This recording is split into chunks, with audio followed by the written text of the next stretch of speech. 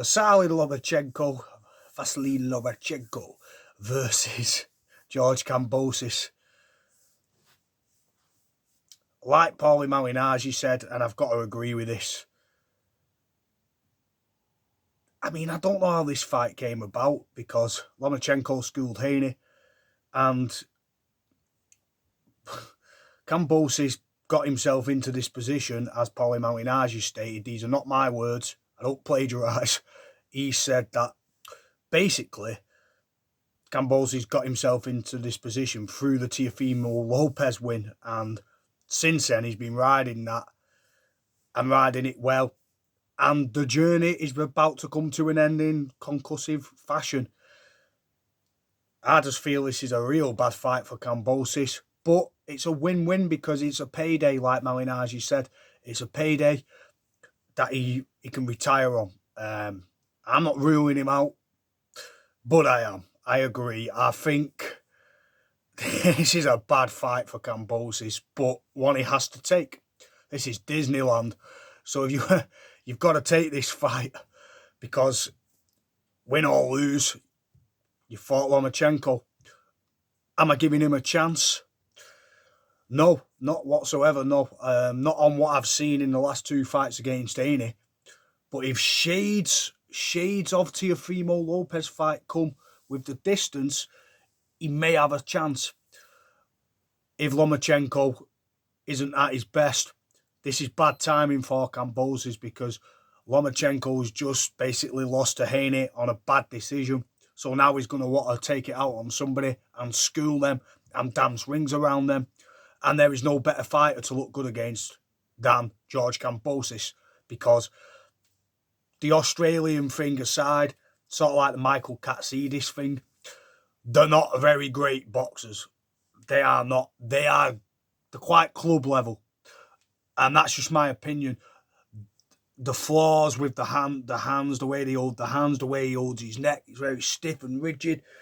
And it just almost looks like you have to be in perfect range to him to get that wild haymaker. And that shot against Lopez was a scorcher.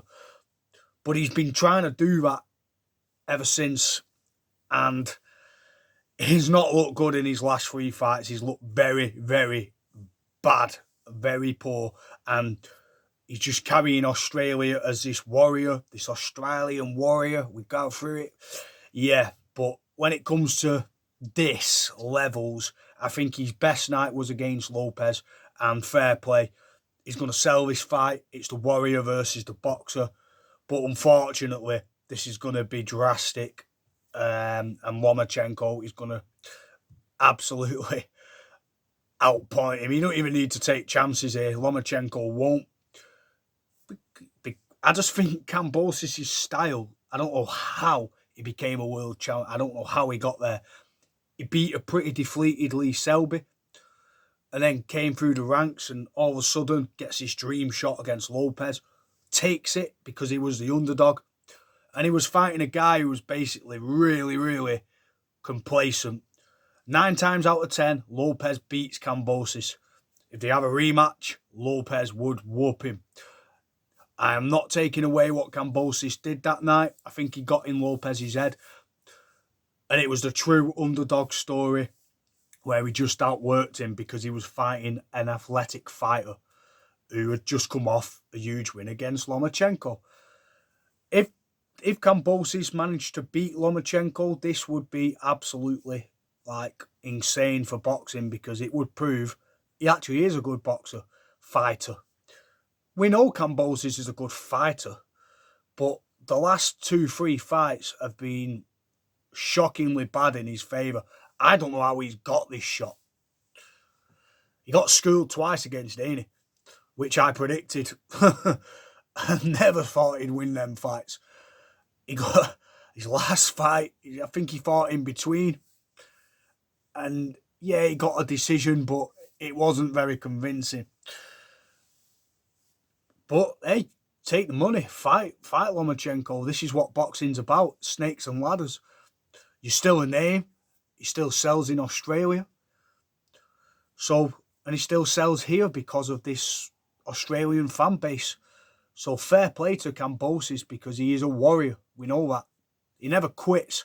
That is one thing I will give Kambosis. He never quits. I don't think he's ever been stopped. I just think he loses badly because he always goes. Nobody can question his cardio or attrition. It's just his skills. Now he's fighting another guy who's just beat Haney. Debatably. I think he did, but listen, you can't just beat Devin Haney. You have to take the titles. You have to beat him convincingly. You can't let him steal rounds. And nobody is doing that. Prograis couldn't deal with him. Lomachenko had the chance. Shakur Stevenson keeps getting called in the mix of this, but I mean, I just think he pretty much beats a lot of them, but it's all down to opinion. Kambosis loses his fight badly, and Lomachenko doesn't have to look for the knockout. I think he'll stop him, but a 12-round shutout, a 12-round Damsophon, a 12-round footwork masterclass. The one thing going in Kambosis' favour is Lomachenko's age, but they're both pretty similar. It's just that one has had a fantastic career and one has blossomed late. Sort of like Steve Collins, Kambosis, a bit reminds me of that. They come up late and somehow, all of a sudden, late in the career, get this second wind after a long, hard struggle. This is the ultimate reward in payday. He will sell the fight, the Rocky story, but unfortunately, he doesn't stand a chance in this fight for me. Everyone has a chance, but it's going to take, it's going to take a real punch and real work ethic, and I just don't think Kambosis has that full athletic rhythm like Teofimo Lopez had to get the timing off. His timing's all over. His reach is all over. It only worked against Lopez because Lopez was sleeping. I feel he sort of beat himself. But he beat him. He beat the man. But since then, he's showed that the levels again. I've got to go with Lomachenko because he's only lost to Lopez, and don't forget this was during the COVID era as well. So that affects training, that affects preparation, that affects crowd.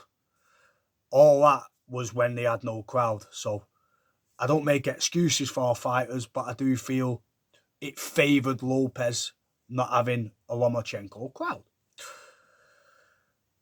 But whatever, man. Kambosis went to Madison Square Garden and beat Lopez. So all factors aside, let's just look at the fight itself. I don't see Kambosis getting many rounds if he does. So how's he going to stop Lomachenko? He's not. Unless he catches Lomachenko not focused. This is going to be the most focused Lomachenko because he's just took a bad loss decision to Haney.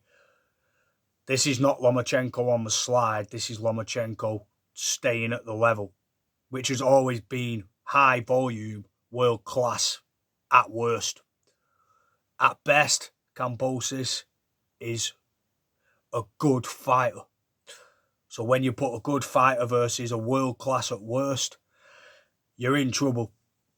But it's Disneyland. Disneyland money for Kambosis, and he's going to Disneyland. And like Malignaggi said, he's going to retire with good money and take a good old licking boxing 101. And that's how I feel about this fight. I can't disagree with the Moondog Malignaggi, M-Dog Magic Man. I can't disagree. Now, a lot of people are going to be typing right now, get off Malignaggi's nutsack. But he's right.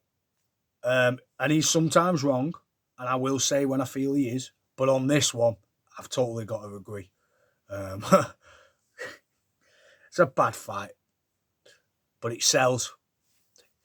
If you take a brawler who's got a country that want him to win, a nation, then perfect. You've sold the fight and you're making the skill guy think, this was easy. Nice payday. Big draw for him.